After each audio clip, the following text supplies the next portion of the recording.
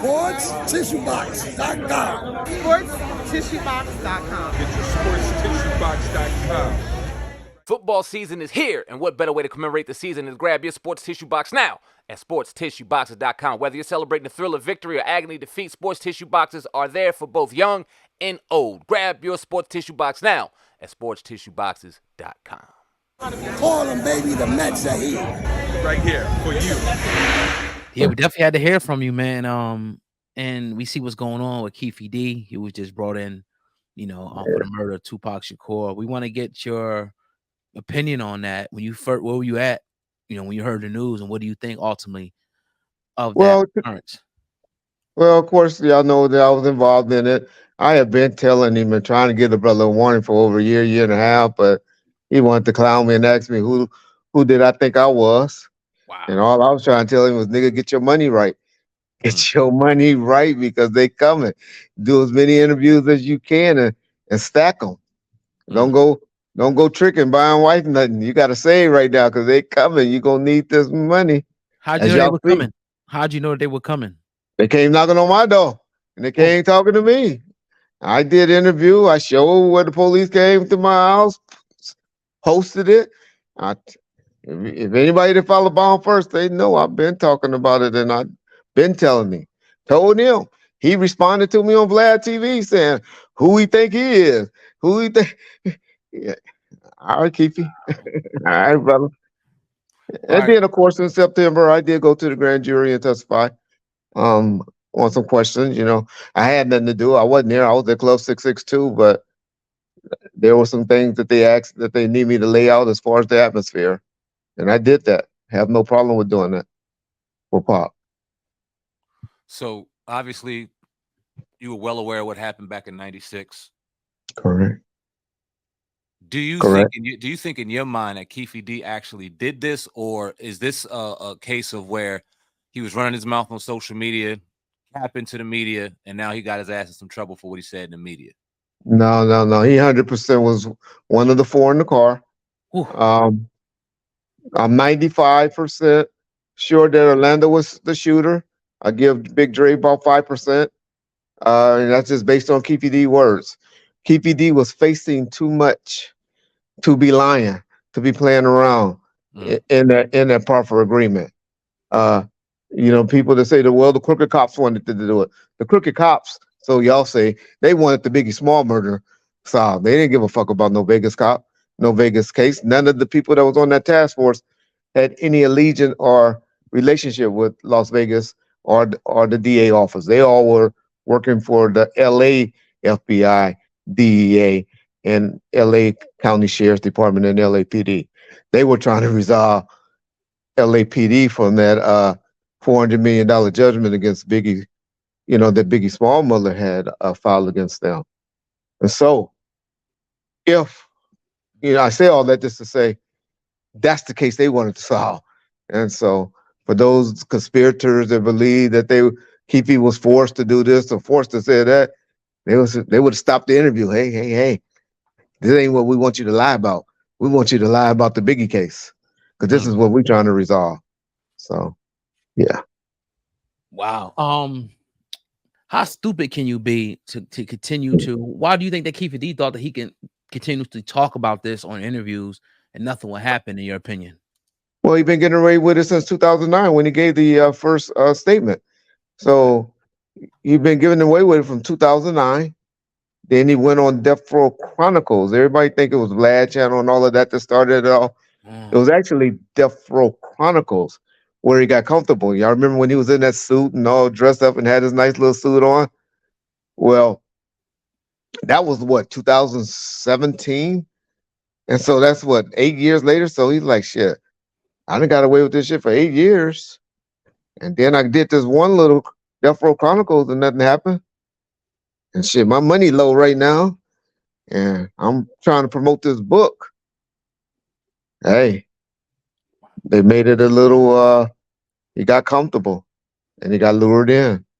And comfortability sometimes gets you in trouble. Over the years, it's never really been proven, but it's been people that speculated that maybe Suge Knight had a role in Tupac's murder, which doesn't make sense to me if you're going to be in a car with him. What's your thoughts on that notion that people are Yeah, saying? that's stupidity. White Okay. boy shit. That's white boys that made documentaries that had nothing. Didn't even know who the fuck Tupac was in 1996, 1997, 1998, 99, 2000, 2001, 2002.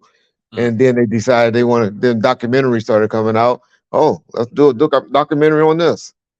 Let's change up this from your book a little bit, and let's say this and let's say that, and then they catch the wave, and then started running with that.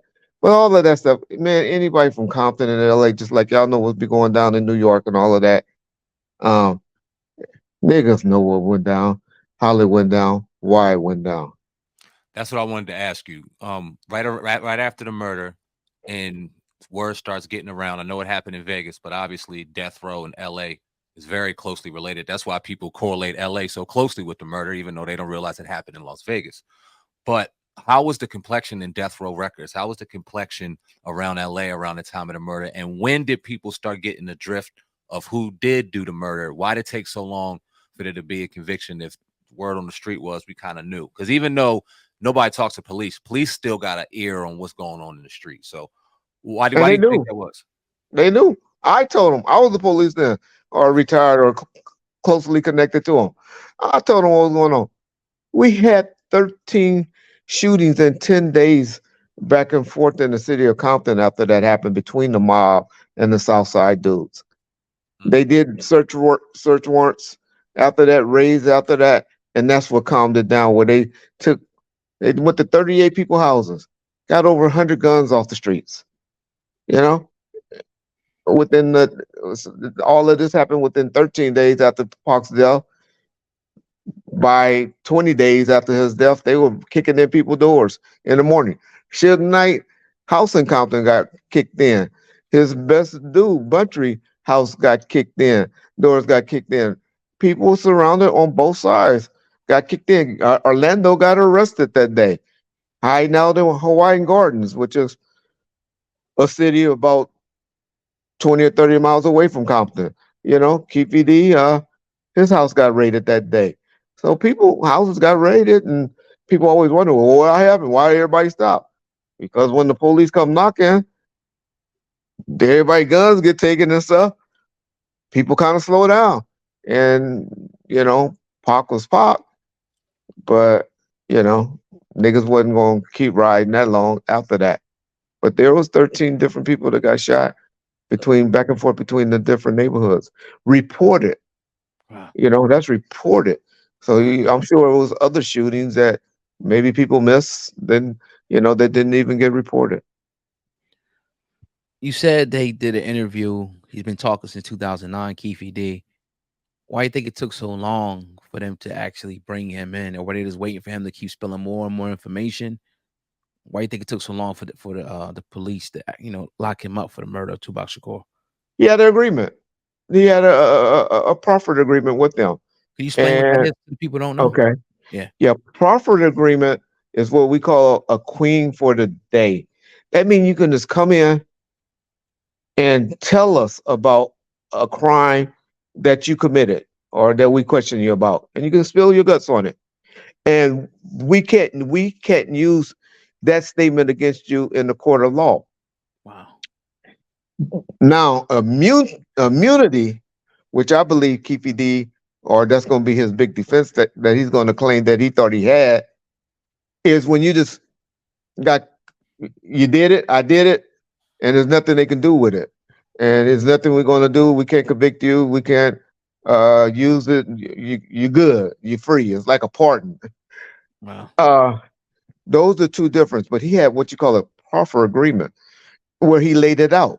Now, with that proffered agreement, if they would have got something like found a gun later on, Suge Knight would have had to come to Jesus and identified him, or some other evidence, then they could go after him based on, okay, we know you did it because you said this, but we also have this.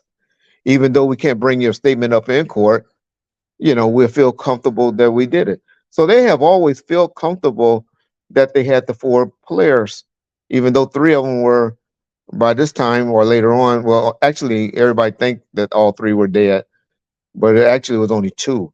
Big Dre and Orlando were the only two that were deceased when Keefe gave that profit agreement.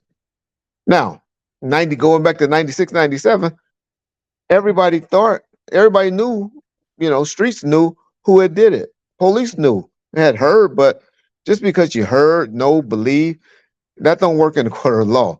It makes you go and be able to get picked up and talked to, but you need more evidence than just, I believe, I thought, we heard, you know? Mm-hmm. And so that's been out there since 96. I believe, we thought, we heard. But once Keefe laid it out, then it was like, okay, we know, but we got this profit agreement, but that's all we know is what you just said, because no one else, is copping out to it or doing it. I mean, unfortunately, the death of Tupac hadn't been solved in 96 or 97 because of witnesses.